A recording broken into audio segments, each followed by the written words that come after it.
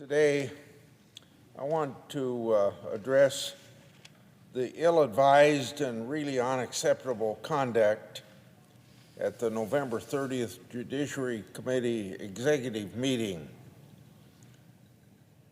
The majority there didn't allow a single Republican amendment to the adoption of the subpoena authorization, and that was breaking with precedent. Contrary to what Democrats alleged when I was chairman, I followed the rules and let everyone speak who wanted to so speak. I even allowed them to offer resolutions during a confirmation process, which I could have ruled out of order. Simply put, this subpoena authorization isn't based on oversight, it's based on overreach. It's a political hit. Over the past 6 months, the left's web of dark money interest groups has tried to impugn the character and reputation of certain conservative members of the Supreme Court.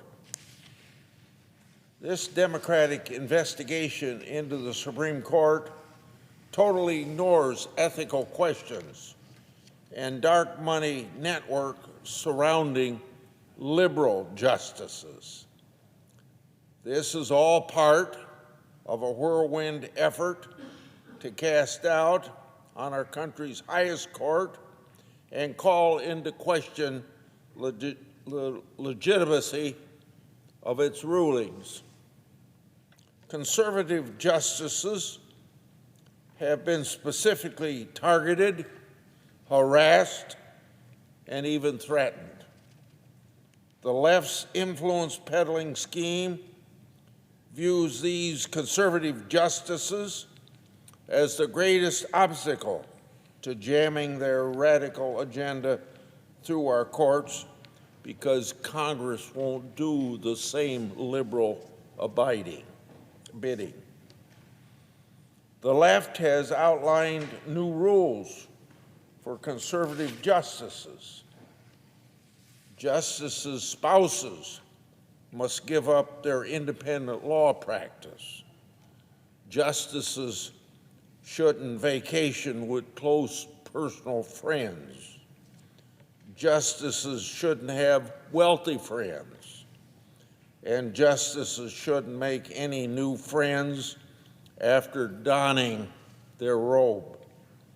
How unfair and how unrealistic. No such conflict of interest ever were raised during the court's liberal years. These rules were not invoked against the court's liberal justices. This persistent political battering of the judiciary is coming at a tremendous cost. The conservative justices have endured real threats to their safety and the safety of their loved ones.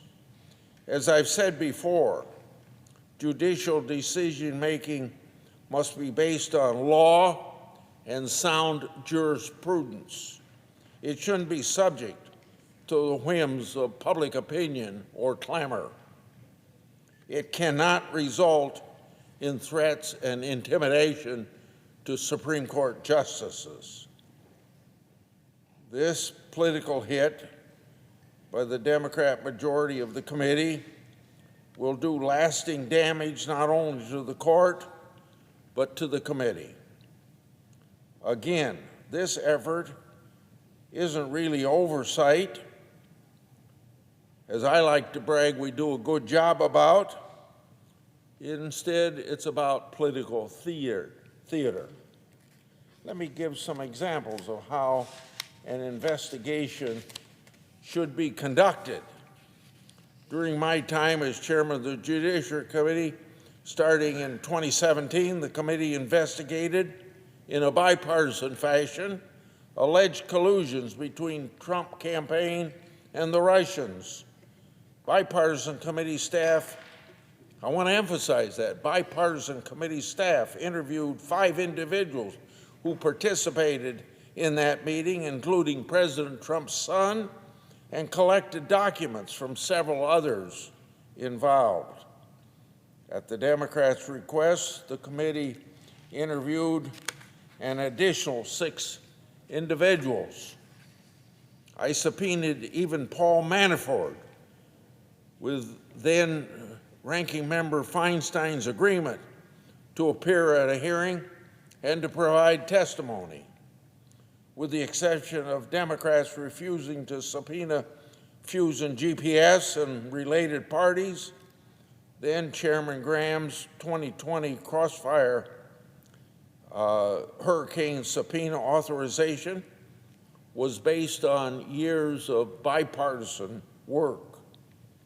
As I've thought more about my Democrat colleagues' apparent laser focus on government ethics, it's clear that they've totally ignored the biggest, most obvious ethical fact pattern that requires investigation, and that is of the Biden family.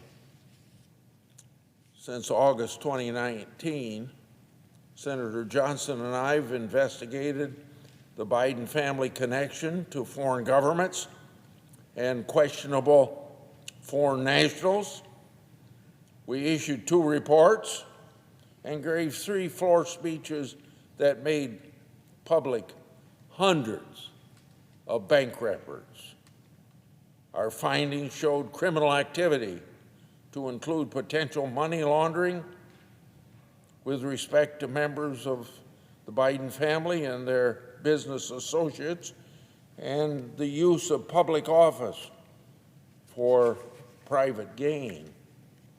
Well, specifically with respect to the Hunter Biden-related accounts, some have also been flagged for potential human trafficking.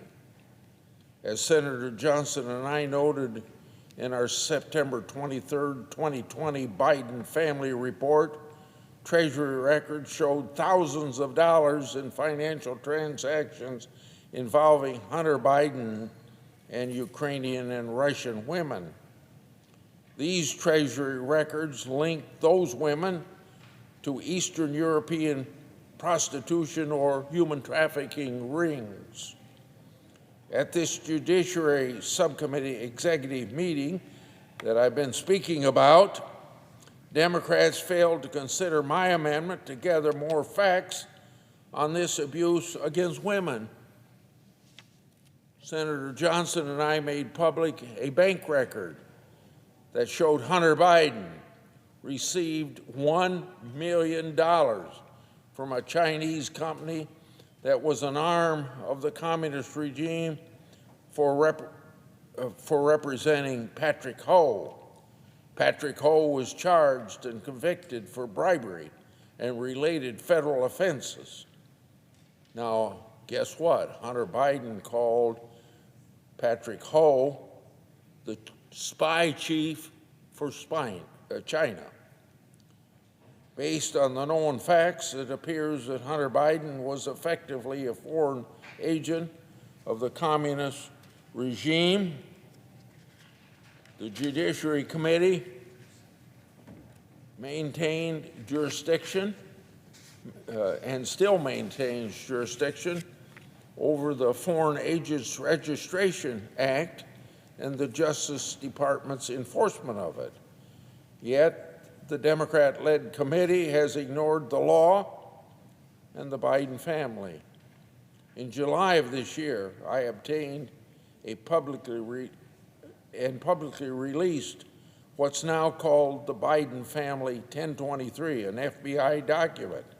This FBI-generated document, based on information provided to the FBI by a highly credible, long-serving FBI confidential human source. The FBI document shows a criminal bribery scheme. The criminal scheme included Joe Biden, Hunter Biden, each being paid $5 million for Joe Biden to take a policy position in favor of foreign nationals. That policy position was ultimately taken.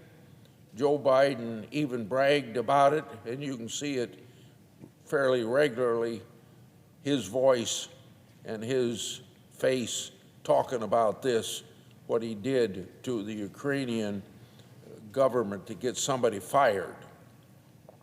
The 1023 used the phrase, quote, big guy, quote unquote, to describe Joe Biden before the big guy description was publicly known months later.